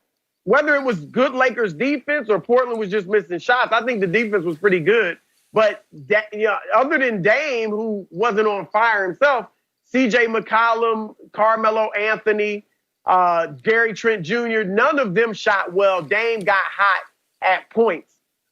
So the Lakers are going to have to put up a lot of points, and I think that means LeBron is going to have to come out and be more aggressive as a scorer. He can play the floor game, and I think he will, but he's got to look for his shot. I think he'll have a couple of serious, aggressive drives to the basket early to kind of set a tone. And then I think he'll try to start getting AD and the other players involved. And if things are going well for the Lakers and they have a nice little lead, I think he'll kind of continue to play that way. But if it's tight or if they're behind, then I think he's going to have to stay aggressive as much as he can and not just in the fourth quarter as far as looking for his points. So I think AD has got to look to be better in 4 quarters, not just 2.5 or 3. So that's kind of what I expect tonight, but I expect the Lakers' victory. I agree with you, Chris, and just to echo some of the things that you said, I do expect them to play better. I expect them to play with more intensity. I think the thing is in that LeBron likes to feel out Game 1, and, sometimes he can steal that game even after feeling it out. But now he knows what to expect, how they're going to play him, and I expect him to be a lot more aggressive. I'm not so sure that he's going to come out and try to establish AD first like he did in the first game. And what we've seen all season, that he's gone out, tried to get AD established first. But now these games have a finality to them. There's an end point. This is not the regular season where, you play one game in Portland, and then on Thursday, you're going to be playing in Sacramento or somewhere else. These games have finality to them. There's going to be an end. Somebody's going to win 4 games, and your butt's going home. You're getting up out the bubble. Ain't no hanging around, and, hey, it's 1, 2, 3 Cancun. You go back to your families. So I expect him to play better. But the question still remains, can they hit some shots? Because if they can hit some shots, the lane will expand, and LeBron will come down the lane even more. Well, you have those 2 big 7-footers in there, and you're allowed to play that because they can't hit shots from the outside. There's no way you should be allowed to play 2 7-footers in today's game with the way the game is spaced and the way guys can shoot. There should be no way Whiteside and Nurkic could be on the floor at the same time with the way if the Lakers can make shots. But you can get away with it because they can't make shots, and you clog up the lane so LeBron and AD can't get to the basket. So I expect them to play better, but I also expect we might see JR and Dion Waiters and maybe a smidgen of Quinn Cook. You got to try something. How about that guy Rondo? Isn't he still on the roster? Well, yeah, he's still on the roster. Yesterday, according to reports. Yeah. I'm looking for LeBron to get. Chris, I don't know if you know this, but Miss Trip Dub, she quarantined. She arrived late, so she had to stay an extra 7 days. So I'm expecting another triple dub, but I'm more efficient with more points. Triple dub. Lakers win by 7. By 7? By the way, the spread is 6.5. Okay. You want it? Nope, I don't, because I got the Lakers winning by 10. I got it 120 to 110 Lakers, and I'm about to drop the third hammer on what I call the dreaded triple pick. Oh. Every time I've ever been on a show in which all 3 of us pick the same team, it is the classic jinx, and it inevitably is the death knell for that team we're picking. So I am picking the Lakers. Both of you are picking the Lakers fairly convincingly. You by 7. What do you got, Chris? What's your score? Like by 10-ish? 6. Oh, you said a little closer. Okay, by 6. Yeah, 6. Okay, so you at least got Portland barely covering. 6.5 says Fox bet is the spread. But my point is, this has to be LeBron James night. Yeah. Game 1 was not LeBron James night, but I'm going to remind everyone, despite all those missed shots, all those shots, those corner threes that hit the side of the backboard, despite all of the above, LeBron James had the basketball in his hands with a 6-point lead with 7 minutes left. That should be home, James. Let's take it home. However it has to be done, if you're that guy, the best player on the planet, the best player in the bubble, you avoid bubble trouble by taking that home. You win game 1. And LeBron came up small, and he had no help from his co-star, who was all done. AD was all done in another fourth quarter. He took 3 shots. He made 1. He got to the free throw line 1 time, and he missed both of them. And then LeBron could have canceled those 2 misses because right on the heels, he went right back to the free throw line, and he missed both of them. Then he had a running, sort of driving layup up over Whiteside. Whiteside, long arm of the law. We got it, but LeBron left it a little too high on the board, and it ticked off the front of the rim, and that was to put them up 2. It was a tie game right there. And then he did have a tip in at 2:12, but with 30 seconds left, if we could see this one more time, LeBron had a wide open 3 to cut it to 2 with 30 seconds left. This is going to be a game. Got just a big old, brick and house. that's his spot right there, too. That's his spot. That's it. And he missed it wide left. He missed it pretty badly to the left. If that goes in, it's a 2-point game with 30 seconds left. I don't know. You got a shot. Oh, yeah. Get 1 stop, maybe. Somebody misses on the other end. I don't know. So, LeBron, you owe your team. I hope you owed them a shoot-around today because you've not been going to shoot-arounds. Maybe you could have led them to the shoot-around today, and you could have actually shot around, got up some shots, break the flow, break the jinx, break the demons, change your luck by just going to shoot around and shooting a bunch of shots in the morning that could lead to some going in early in the evening. So to me, they need to set the tone right out of the blocks. They need to take over in the first quarter and just step on the throats of the upstart underdogs led by Dame and CJ. They're just better than those guys are, and they should be better tonight. I got them by 10. A couple things about AD, as you call him, all done. He missed those 2 free throws, and you had been pointing out he's a terrific foul shooter. 83% for or 80% for his career, 83% in the playoffs for his career. And for him to miss those 2, that makes me wonder, was that nerves? It's one thing if he split, but for him to miss both of them, I agree. were those nerves. Now, obviously, he's been in the playoffs. He's played against, championship-level teams, Golden State, but never on this stage. Now there's pressure. You're playing with LeBron. You're playing for the Lakers. You're expected to win the championship, not just maybe get out of the first round. So that makes me wonder. Secondly, AD has got to be willing. If the situation calls for it, he has got to be willing to go ahead and play center for an extended period. Yep. Because the reason, Skip, they can have those 2 7-footers out there, Hassan Whiteside and Yusef Nurkic, is because the Lakers are going big. Yep. Dwight and AD, AD and JaVale. Yep. If you put AD at center and Kuzma at power forward, that improves your shooting. It does. And you take one of those bigs off the floor. Yes. So I think those are a few things I'm wondering about with AD. You know what? When AD said that the rim was crooked, he missed like 5 free throws after that point. Up until that point, he was making all the free throws. He should have just left the rim alone, Chris. Maybe he just woke up in the fourth quarter and said, uh-oh, I'm a Laker, and that's LeBron James, and the pressure is rising, and whoops, I just clanked 2 free throws. AD 32 and 10 tonight. 32 and 10. The key is win. If he gets 30 of that in the first 3 quarters, that's a problem. Which is very possible. If he gets 30 points in the first half and we not up by 20, there's going to be a real problem. We really in trouble if AD got 30 at the half and we're not up 20. Last point. Down the stretch, it's not going to be AD who's the co-star. It's going to be Kyle Kuzma. I hope Vogel sees fit to play Kyle Kuzma through the fourth quarter, because just as he was warming up, had scored 4 straight points, Vogel yanked him, and he was he was out for 4 clock minutes from like the 8-minute mark of the fourth quarter down to the 4-minute mark, and he lost his rhythm and his way, and he did nothing the rest of the way.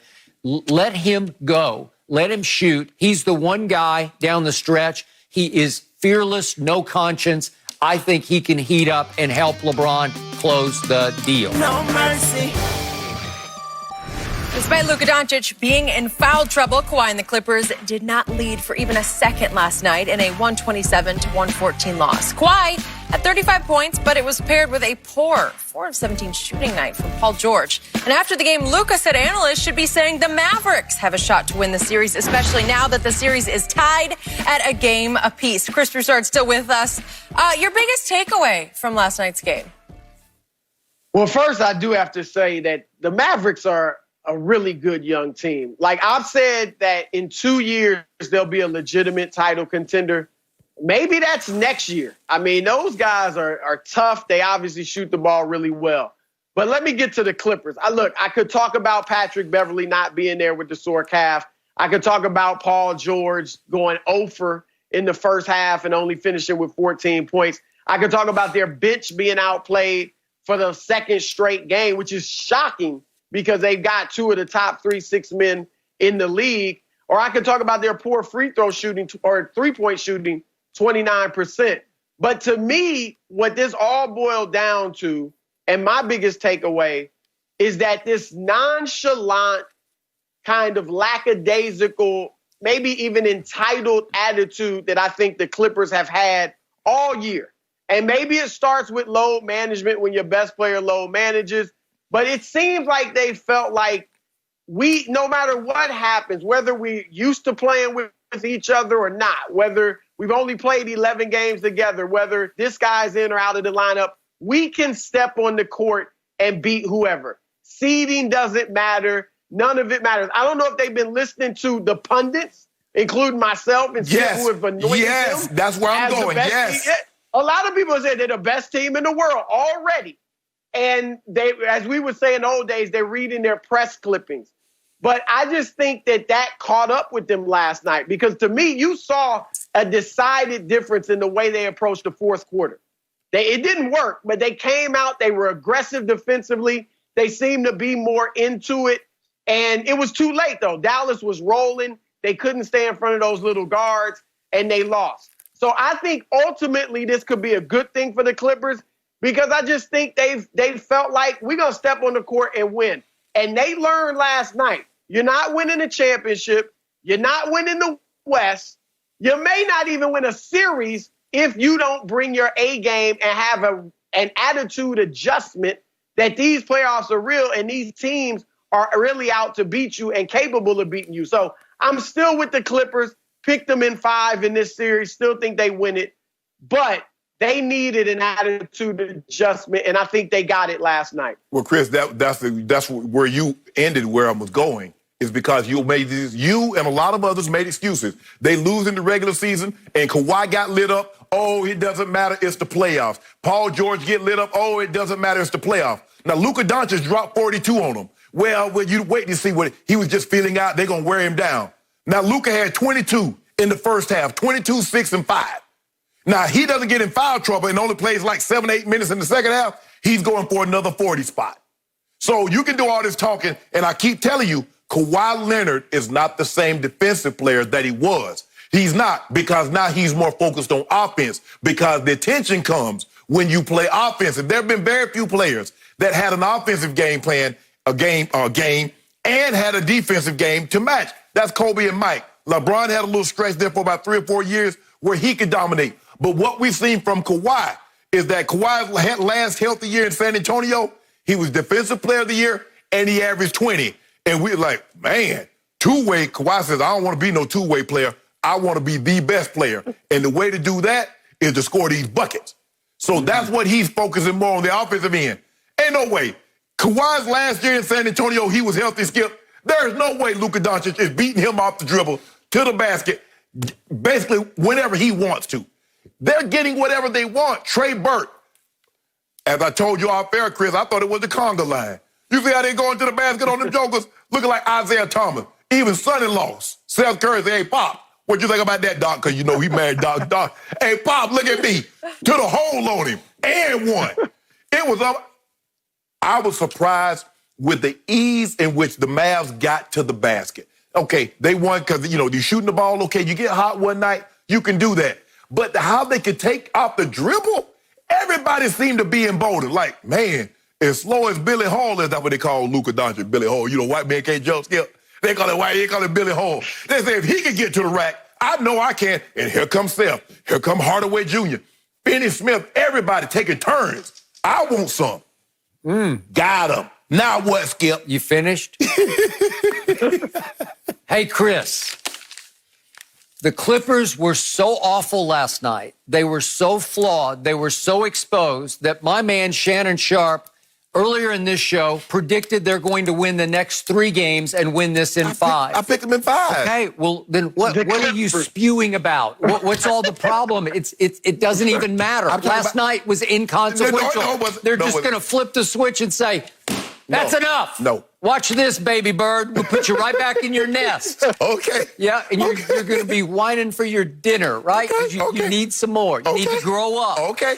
Okay, well, that's what you're telling me. If you flipped the script and you said, the Mavericks got this, I would respect it. But I can't put any credibility in everything you just said. Well, if Kane Fitzgerald hadn't have came to the party, what he was invited to and found out Porzingis. Flip your script.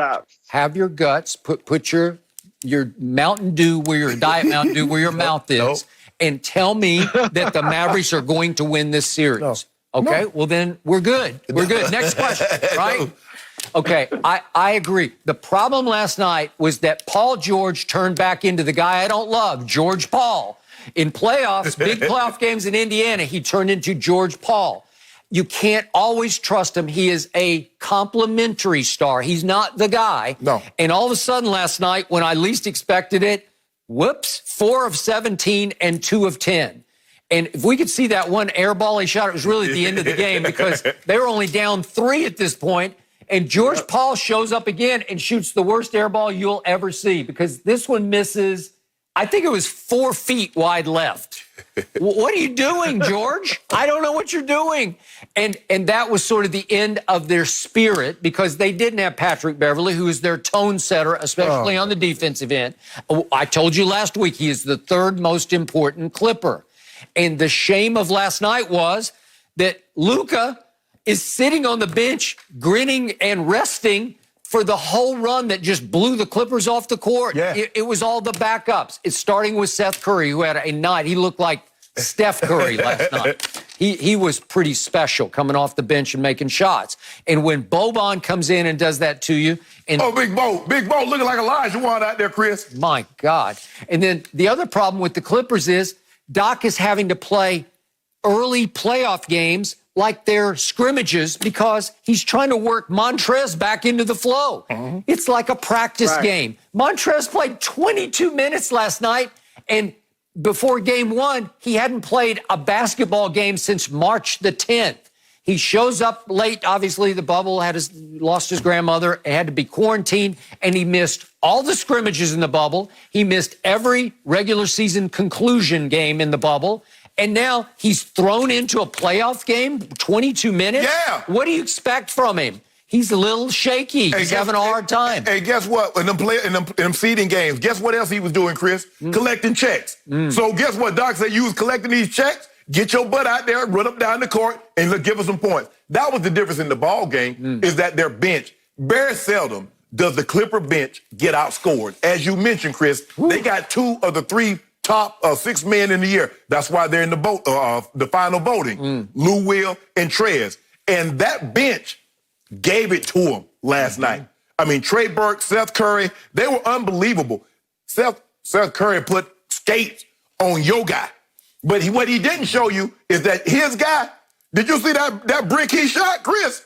How you on one side of the rim and you hit the backboard on the other side without touching the rim? He must have thought it was a Philly game. You were going to get 4 or 5 bounces and it was going to go in. And despite all that, Kawhi Leonard only goes for 35 and 10 last night. Is that any good? Get where he came to, though, 35 and 10. Don't tell anybody. Don't tell Governor Newsom. But I had his Ohio party last night for him. Served up the mails. He came to see me because you cut my power off. Don't tell Governor Newsom. Really? Yeah, he came by club. Really? Yep. Got no hot air. I'm going to snitch on that one. So guess what, Chris and Shannon? What? I predicted this before it all started. I said Clippers in 7, and I stick by my pick. Clippers in 7. I don't know. Yep, it's going to be a battle. All right, I had okay. 5. You got 5? Okay. Chris, enjoy the games today. Always a pleasure to have you join us on Undisputed. We'll check in with you later this week. Mavs and 5. No mercy. Tonight on FS1, we've got some baseball action coming your way as Christian Yelich leads the Brewers against Nelson Cruz and the Twins. It all starts at 6:30 Eastern on FS1 and the Fox Sports app. This is my chance to say it. Go Twins. Moving on, Cowboys head coach Mike McCarthy shared that he will not be calling plays like he did in Green Bay. Instead, offensive coordinator Kellen Moore will be calling the shots. McCarthy said he's been impressed with what he's seen from Moore thus far. Dak Prescott set career highs in passing yards and touchdowns last season in Moore's first season as offensive coordinator. So Shannon, are you surprised by this? I'm not really, Skip, for the simple fact this has been a very abnormal offseason. And it's going to be a very abnormal preseason. Skip, normally you have OTAs, you have mini camp, you have a normal training camp where you have preseason games, but none of that is in play here. And so now basically you're just basically having a training camp, a very scaled down version of training camp because a lot of it is you're not really together. Yep. You try to keep people isolated because you don't want to spread the virus or have anybody that might have it and spread it throughout the building. So it's a very unique situation. Now, Mike McCarthy, when he was in Green Bay, Skip, he called the plays, then he stopped, and then he went back to it. I believe, had this been a normal set of circumstances, I believe Mike McCarthy would call the plays because why else would you change the offense and let the coordinator that was last there call the plays? Now, Skip, we see this sometimes when, especially with defensive coaches that stay on the staff. When Mike Tomlin took over the Steelers, he kept Dick LeBeau. He didn't change the defense. He said, well, we're going to run my defense, Dick, but you're going to get Dick LeBeau. You're going to, call the plays for my defense. Good point. they kept with the zone blitz. Yep. And we see that a lot of times, especially with defensive guys. I'm going to keep, because I like the defensive staff that we have. I like the way the defense played. And you change it like that. So for me, this is telling me that because of the circumstances is not usual. And let's have Dak have a voice that he's used to hearing in his ear to give him some calm. But I do believe, Skip, had this been a normal set of circumstances, I believe Mike McCarthy are calling these plays. So do I. And by the way, Dick LeBeau had been in Pittsburgh for what seemed like 40 years. Yeah. Kellen Moore has been doing this for one. For one. I was bullish on Kellen getting this play calling job a year ago. Yes. Liked what I saw early. Didn't love it down the stretch. Right. They put up the most yards in all of pro football, but they went 8-8. And Dak's play tailed off down the stretch. So I'm not going to blame Kellen for all that, but it didn't click. They went 8-8. Right. So it wasn't like, oh, they're coming off 2 playoff wins. Nope, they're not. So it was a little wistful and painful to read what McCarthy said yesterday. He said, personally, I know I'll miss it calling plays.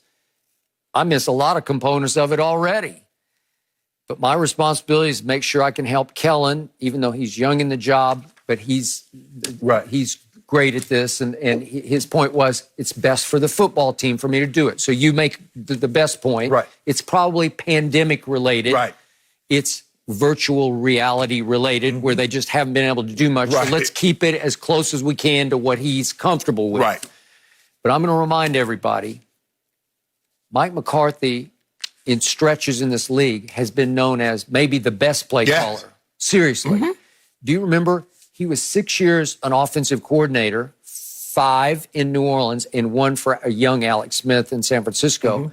He was highly regarded. Right. Remember what he used to do with Jeff Blake and Aaron Brooks? Right.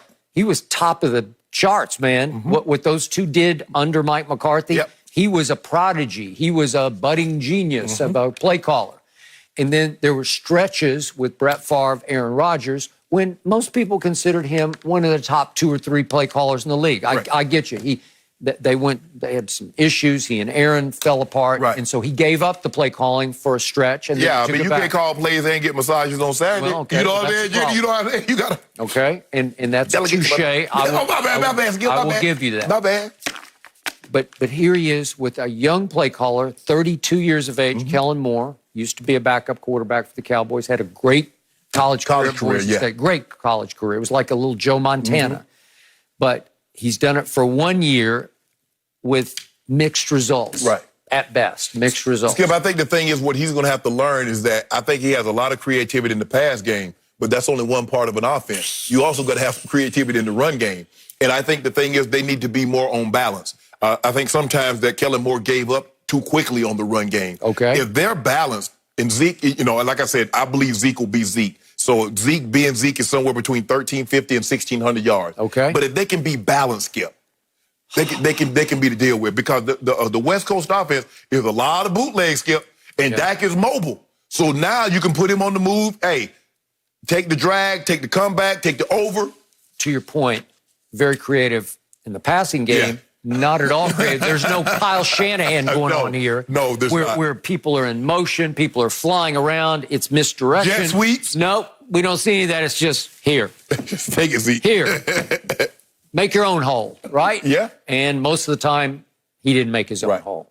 So my point is that I even had issues, remember down the stretch of the Viking game on Sunday night at Jerry World? Remember, Dak was on fire and drove him all the way down to, what was it, like 2nd and 8 at the 11-yard line? And they went Zeke, throw it to Zeke, right? Right.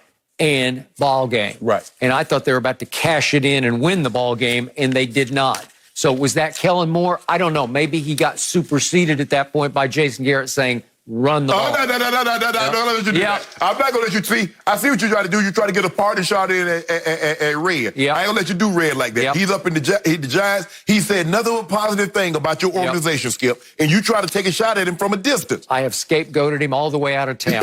You did. Yeah, all the way to New York. So I guess Jerry and the offensive line. You see, When the offensive line, what about the offensive line missed that block? They got Zeke caught in the backfield. That was Jason Garrett's fault. I don't remember that one. You do remember that because on second down, he didn't go anywhere. Oh, remember? you mean against Minnesota? Yes. Oh, I thought you meant against the Rams in that playoff game on that remember, 4th and short at midfield? Yeah. Coming out of the third quarter break? Yeah.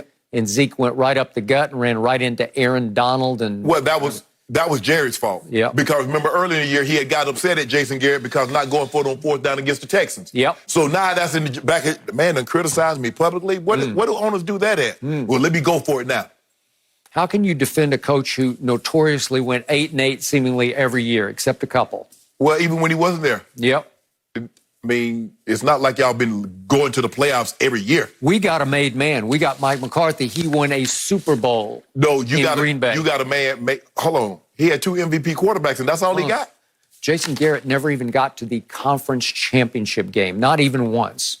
Oh, hold on. Oh, so now it's just Jason Garrett. Y'all had a lot of coaches from 1995 until now. And don't just blame Jason Garrett. Chan Gailey didn't get there. Dave Campo didn't get there. Bill Parcells didn't get there. So stop doing that on Jason Garrett. It was all Jason's fault. The one thing that's common denominator, the owner didn't get there. Yeah, talk about him and his meddlesome self. He made a great hire in Mike McCarthy, and I think Mike at some point might want to segue back into calling plays. At some point, That's just what to you see hope. how it goes. That's what you hoping, huh? Maybe. You'll be calling for it. After y'all go 0-3, you'll be calling for I would be. Yep. Start calling plays Yep. again. No mercy. Anthony Davis is fully embracing his first postseason run as LeBron's teammate. While it seems like it's championship or bust for the Lakers, AD isn't letting the outside noise get to him. The 7-time All-Star said, quote, "There's always going to be critics when you're playing with the best player in the game. My job is to relieve pressure off of him. But I don't listen to what anybody has to say about my play or the play of my teammates. I do have a responsibility to play at a high level and help make things easier for LeBron."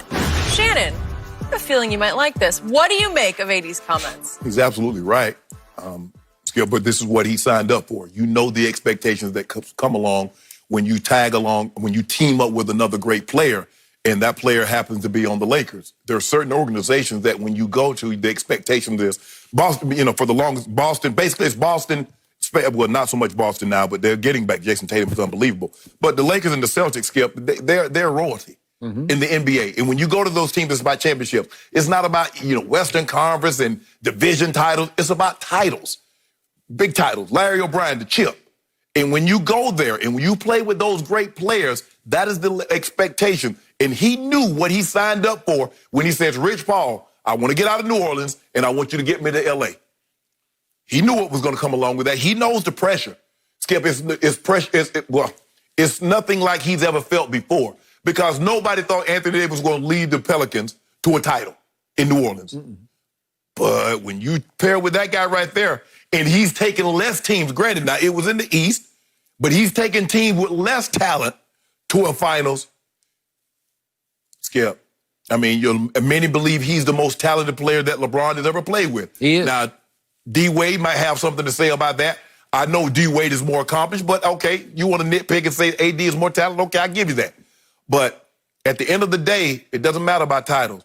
Can you and LeBron come together and win this thing? But Anthony Davis knew what he was getting into, Skip. Yep. Look, I expect you go to a school, Skip, at one of these prestigious universities, you expect to get a course load that's heavy. Don't be thinking, you go, oh, man, this is a breeze. No, that's not how it works. You went there with that guy. You know what to expect. I completely disagree that he knew what was coming. Oh. There's no way to know until you get there and feel it. He's just now feeling it. His first taste of it was 2 nights ago.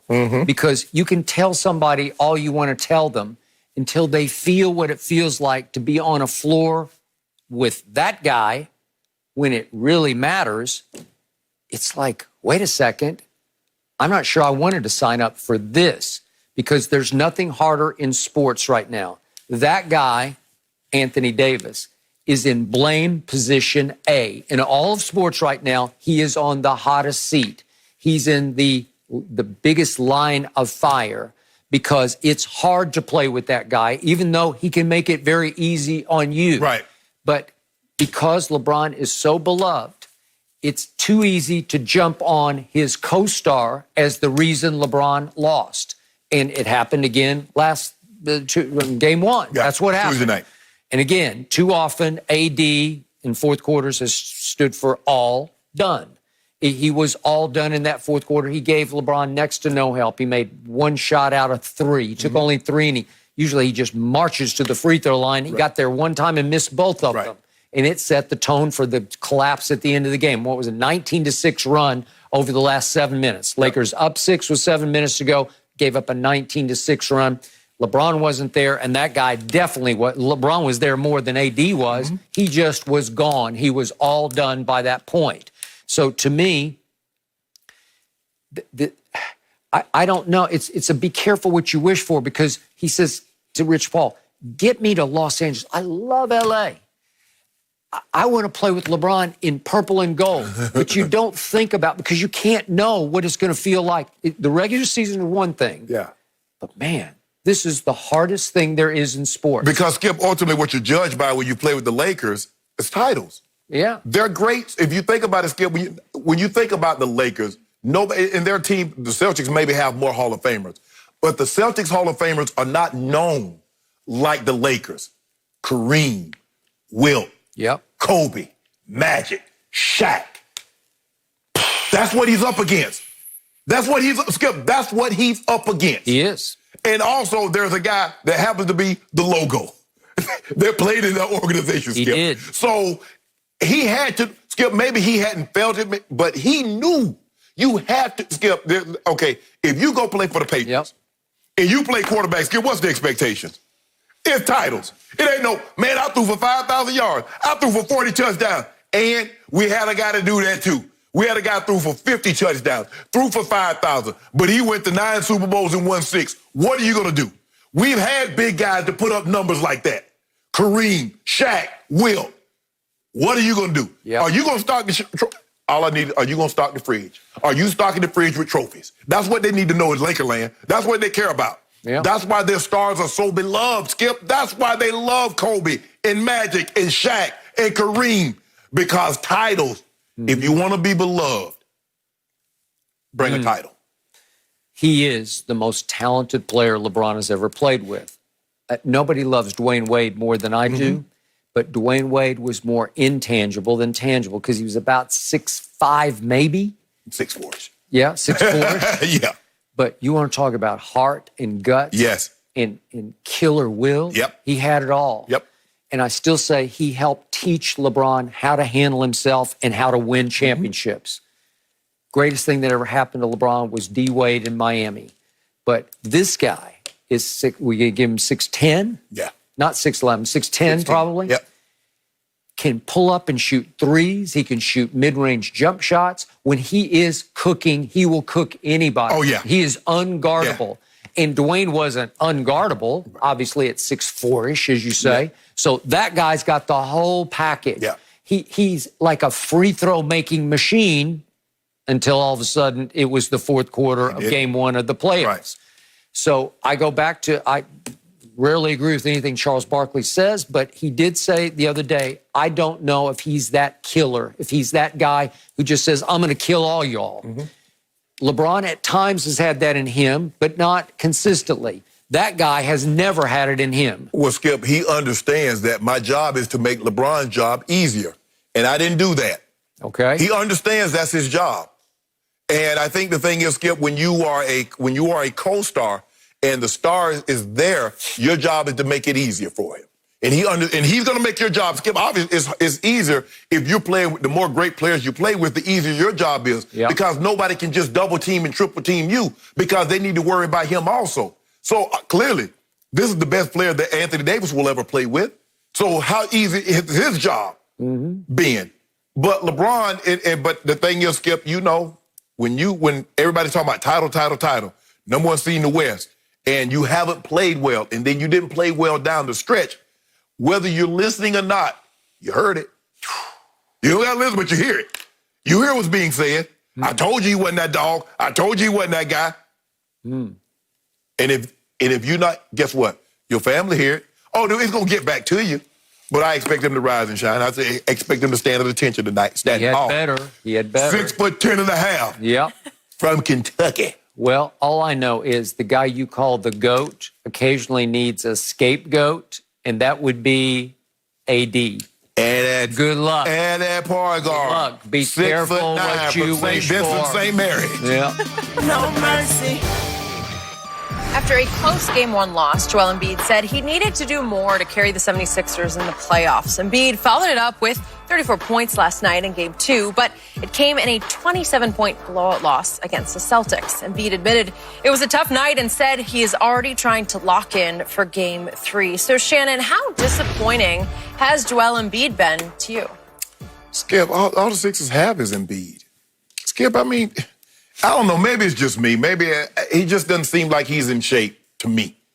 And I think that's the thing, that because, you know, he plays like 4 or 5 games and then he'll miss 3 or 4 games. But it just always seems like he's learning. And I understand, Skip, he's a big man. He's 7 foot tall, over 300 pounds. He's a big man.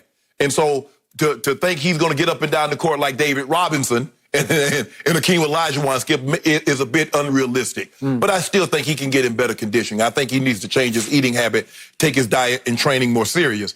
But for me, in order for them to have even a chance, it needs to be 40-20. And I just think that's unrealistic. They maxed out Tobias Harris. They gave Al Horford 20. Al Horford must be getting paid in Bitcoin, because I don't know if people realize how much money he actually making. And he ain't been good in a long time. So they must be paying him in Bitcoin. Skip, they got $289 million tied up in those 2 guys. They maxed out Tobias Harris. Look, I ain't got no problem. Get your money. But he's not a max guy. Al Horford opted out of a contract with the Celtics and got here and got major money.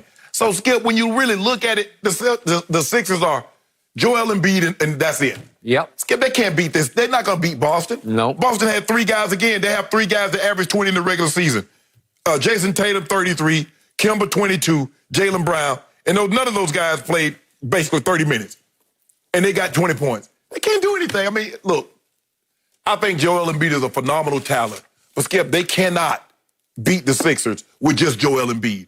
They don't have enough pieces. And Brett Brown's going to cost him his job. Yep. He's going to get fired, Skip. Agreed. I'm sorry. I like Joel Embiid. I think he's phenomenal, but I think he should be in better shape. Yep. I hear you. Yet, if these were normal times, Game 3 would be played back in Philadelphia, where the Sixers, by the way, during the regular season were 29-2 at home. 29-2. Best owner. Okay.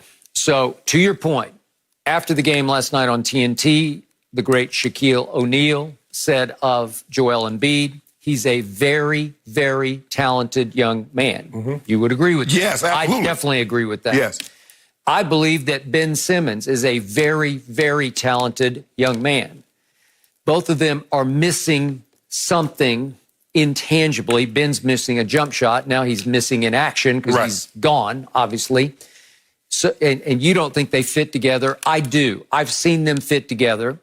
I saw them against the eventual champion Toronto Raptors last year. It took the luckiest shot in the history of the NBA playoffs to beat them in Game 7. Do you remember that? I do. I forget the guy's name who made it, but he made it, and it bounced around the rim 4 times and finally fell through.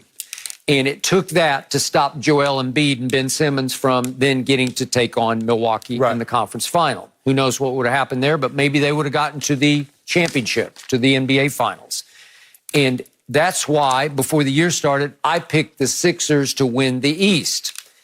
I'm not picking them anymore because I do agree with you. Joel doesn't look like he's in any kind of shape to me. He looks a little pudgy. He looks a little soft. He just looks like he gets quickly winded and he quickly loses heart.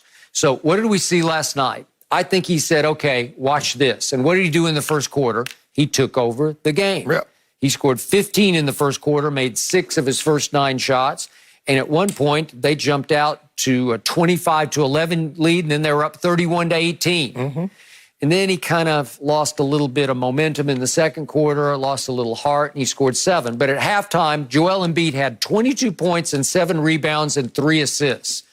Not bad. No. On his way to 44, 14, and 6. That would work. Yes. That'd be the kind of numbers you'd say that could win that game, yes, right? Yes. That could overcome all those stars, those rising stars in Boston. Right. Well, if we could see this with 8 minutes left in the third quarter, Josh Richardson tried an entry pass into Joel Embiid, who was trying to get some position. I think we have this clip if we could see it. So he's trying to lob it in, and he lobs it so bad wide left that Tice just picks it off and they go the other way. And it was still a fairly close game at that point, and then that was the end of that.